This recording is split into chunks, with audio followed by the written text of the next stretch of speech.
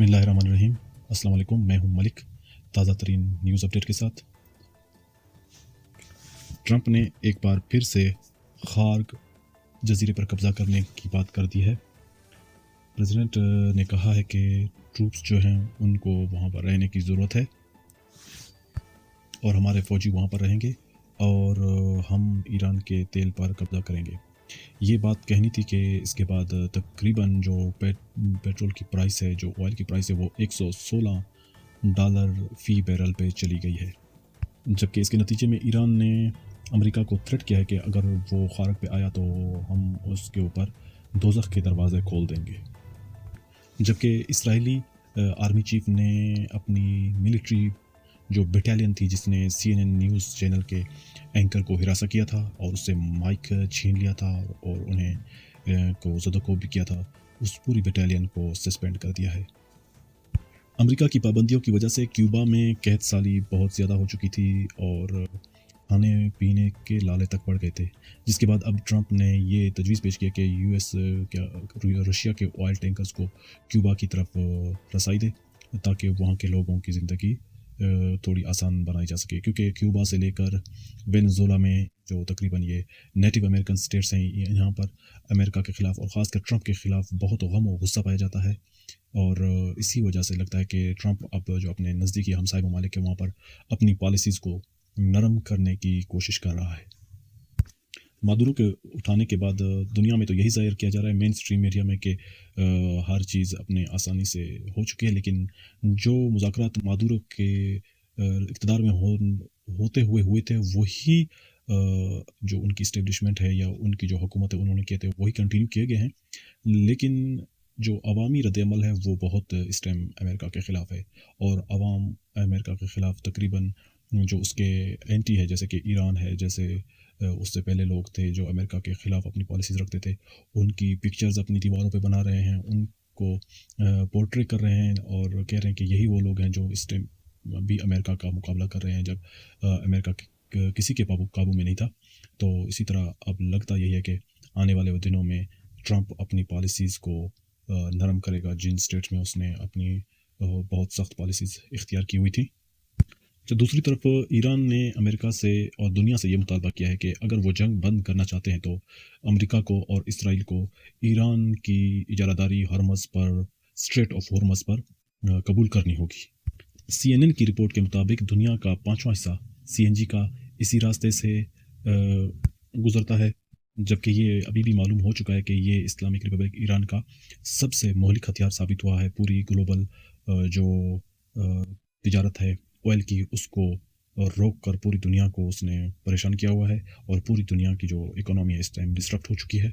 और ईरान ने ये दावा किया है कि हम इसको बहुत देर तक रोक सकते हैं अगर ईरान पर कोई ऐसा अटैक किया गया जिससे पूरी दुनिया की ट्रेड ख़तरे में पड़ सकती है। ये सिर्फ ऑयल का बहरान नहीं होगा, ये खुराक का बहरान भी होगा, क्योंकि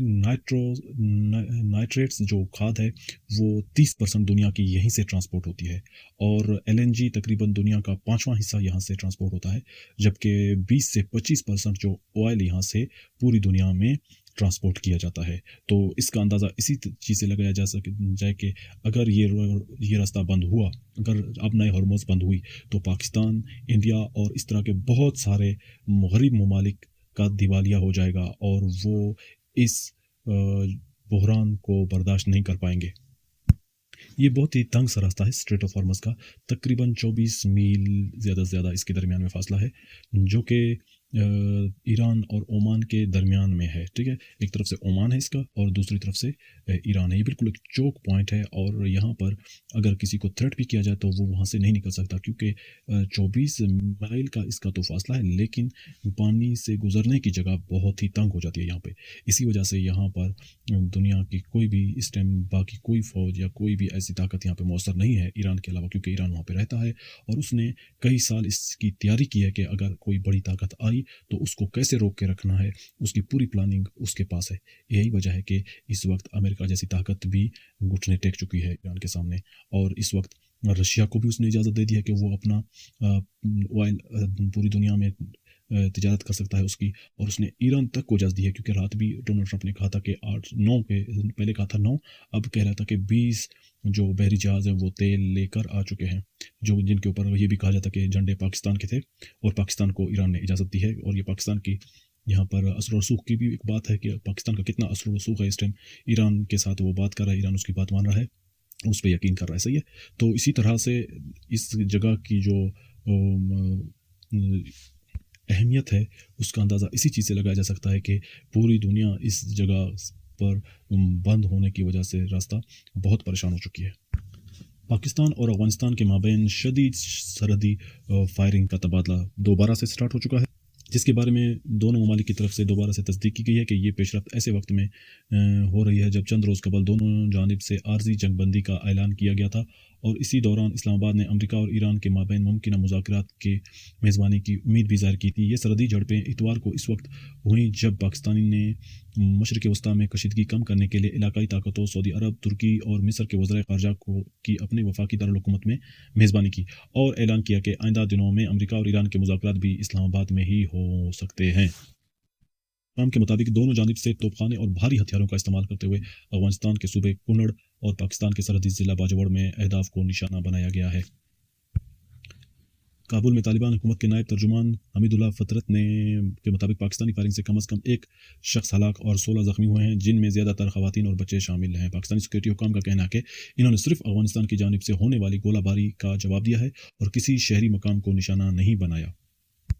और रूसी तेल की जो बरामद की जाती है वहाँ पे जो बंदरगाह है, एक बार फिर वहाँ पर यूक्रेनी हमला हुआ है, जिसके नतीजे में जो बहरिया बाल्टिक है वहाँ पर रूस की बंदरगाह एक दफ़ा फिर आग की लपेट में आ चुकी है, जिसकी वजह से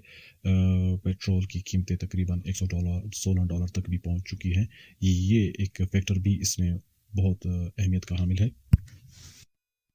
लेबनान की मुजाहिमती तहरीक हिजबुल्लाह ने ऐलान किया है कि जंग के आगाज़ से अब तक वो इसराइली फ़ौज के खिलाफ 1100 फ़ौजी कार्रवाइयाँ कर चुके हैं। इसके तुर्क खबर रसा इदारे अनादोलो के मुताबिक हिजबुल्लाह ने अपने बयान में कहा है कि 2 मार्च से अब तक दुश्मन की जारियत को रोकने के लिए ये कार्रवाइयाँ की गई हैं। दूसरी जानिब लेबनान के वजारत सेहत ने बताया कि जंग के आगाज़ से अब तक इसराइली हमलों में 1238 अफराद शहीद हो चुके हैं, जबकि 3543 ज़ख्मी हो चुके हैं। रिपोर्ट्स के मुताबिक इसराइल ने ईरान के खिलाफ अमेरिका के साथ मुश्तरका कार्रवाइयों के बाद लेबनान के अंदर अपनी फ़ौजी सरगर्मियाँ और तेज़ कर दी हैं। ताहम गुज़िश्ता 3 हफ्तों के दौरान इसे हिजबुल्लाह के खिलाफ कोई बड़ी कामयाबी हासिल नहीं हो सकी। तज्ज़ियाकारों का कहना है कि हिजबुल्लाह ने गोरिल्ला तर्ज की कार्रवाइयों के ज़रिए इस जंग को इसराइल के लिए एक तवील और थका देने वाली जंग में तब्दील कर दिया है और इम्कान ज़ाहिर किया जा रहा है कि आने वाले दिनों में ये झड़पें मज़ीद शिद्दत इख्तियार कर सकती हैं। ईरान ने तकरीबन हर तरफ से इसराइल के लिए फ्रंट खोल दिया है, एक तरफ से हिजबुल्लाह, दूसरी तरफ से हुसीज़ और तीसरी तरफ से वो खुद है। तो इस टाइम इसराइल के लिए तकरीबन ऐसा एक माहौल बन चुका है कि उसकी फ़ौज के अंदर बिल्कुल लोग भाग रहे हैं, उसके लोग इसराइल छोड़ के भाग रहे हैं और उसे 20,000 तक के जो है फ़ौजियों की ज़रूरत है और तकरीबन जो वो अपनी फ़ौज में हर बंदे को अपने आवाम से जो ट्रेनिंग देता है, वो लोग भी फ़ोन करने के बावजूद कोई अपनी खिदमत रज़ाकाराना तौर पर नहीं दे रहे। तो इसी के साथ लगता है कि आने वाले दिनों में इसराइल को मज़ीद टफ़ टाइम मिलेगा, क्योंकि अगर ईरान ने इस जंग को खींचा तो इसराइल का वो सारा भांडा फूट जाएगा कि वो अनडिफिटेबल है, ठीक है। तो इसी के साथ अपने मलिक मेज़बान को इजाज़त दीजिएगा और हमारे चैनल को लाइक और सब्सक्राइब ज़रूर कीजिएगा ताकि आने वाली हर वीडियो आप तक पहुंच सके और हमारी रीच अपने सामाइन तक पहुंच सके। Thank you. अल्लाह हाफ़िज़।